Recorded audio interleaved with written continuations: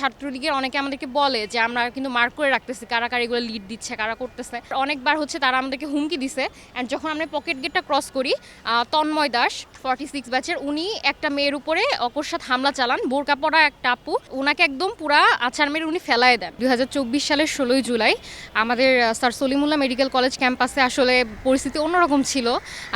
আমাদের ক্যাম্পাসে আসলে অনেকটা ওপেন পলিটিক্স চলতো। হ্যাঁ, মানে ছাত্রলীগের দৌরাত্ম অনেক বেশি ছিল।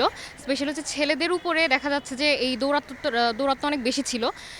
অ্যান্ড আমরা যতদূর তখন জানতাম যে আমাদের ক্যাম্পাসে যত ছেলে ছিল তাদের উপর থেকে মানে ছাত্রলীগে এমনভাবে প্রেশার ক্রিয়েট করা ছিল যে তখন দেশে যে এত বড় একটা কোটা আন্দোলন চলছে, সারা বাংলাদেশে এটা নিয়ে তোলপাড় চলছে, ঢাকা বিশ্ববিদ্যালয়ে অলরেডি অনেকে আহত হয়েছে তার আগের দিন 15ই জুলাই।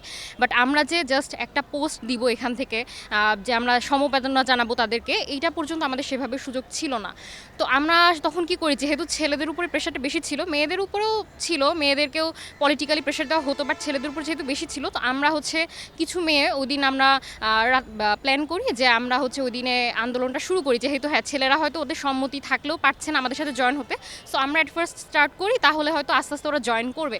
তো সেই মোতাবেক আমরা 16ই জুলাই সকাল থেকে এইভাবে প্রিপারেশন নিই যে আমরা পোস্টার বানানো, বিভিন্ন প্ল্যাকার্ড, লিফলেট এগুলো বানিয়ে দেখা যাচ্ছে যে আমরা মোটামুটি আনুমানিক 11:30টার দিকে আমাদের যে লেকচার গ্যালারি এখানে আমরা জড়ো হয়ে আমরা একটা আন্দোলন শুরু করি। অ্যান্ড এখানে আমি তো 50 ব্যাচ, এটা ছাড়াও আমাদের অন্যান্য ব্যাচের মেয়েরাও সামিল হয়, সিনিয়র জুনিয়র। আমরা আনুমানিক 11:30 নাগাদ আমরা এখান থেকে আস্তে আস্তে এগিয়ে যাই। অ্যান্ড যখন আমরা এগিয়ে যাই, গার্ডেনের সামনে থেকে ছাত্রলীগের অনেকে আমাদেরকে বলে যে আমরা কিন্তু মার্ক করে রাখতেছি কারা কারা এগুলো লিড দিচ্ছে, কারা করতেছে। তো এরপরেও অনেকবার তারা আমাদেরকে হুমকি দিছে। অ্যান্ড যখন আমরা পকেট গেটটা ক্রস করি, তন্ময় দাস 46 ব্যাচের উনি একটা মেয়ের উপরে অকস্মাৎ হামলা চালান। বোরকা পরা একটা আপু, ওনাকে একদম পুরা আছাড় মেরে উনি ফেলায় দেন গায়ে হাত দিয়ে, সরাসরি গায়ে হাত দিয়ে। ঠিক আছে, এইটার পরে ওনারা ছত্রভঙ্গ করা আমাদেরকে ট্রাই করে, মেয়েদের যে মিছিলটা। তো আমরা তখন ছত্রভঙ্গ হইনি, আমরা এগিয়ে যাই। এগিয়ে যেতে যেতে আমরা আমাদের লেডিস হোস্টেল, যেটা নার্সিং ইনস্টিটিউশনের পাশে, ওখানে আমরা যাই।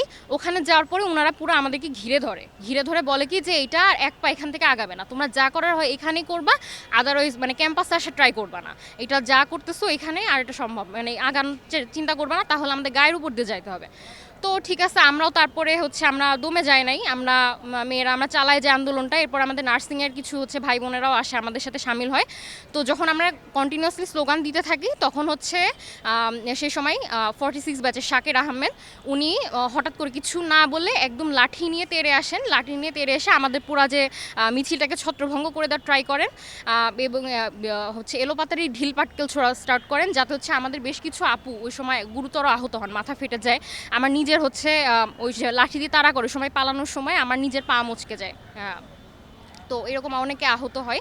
অ্যান্ড তখন থেকে আসলে মানে ওই সময়টা যে মেয়েদের উপরে হামলা করছে, হ্যাঁ, আমরা সাধারণত দেখি যে কি অনেক বড় বড় আন্দোলনে সাধারণত দেখা যাচ্ছে কি মেয়েদের গায়ে হাত তোলার সাহস কেউ করে না, বাট ওনারা এই দুঃসাহসটা করেন। অ্যান্ড যখন থেকে মেয়েদের উপরে হামলা হয়, তখন দেখা যাচ্ছে তখন ছেলেরা, আমাদের ভাইরা, ওরা চুপ করে থাকতে পারে না যে এইরকম একটা অবস্থা, তখন ওরাও ঝাঁপায় পড়ে, দেখা যাচ্ছে সেই সময় তাদের উপরেও অ্যাটাক হয়।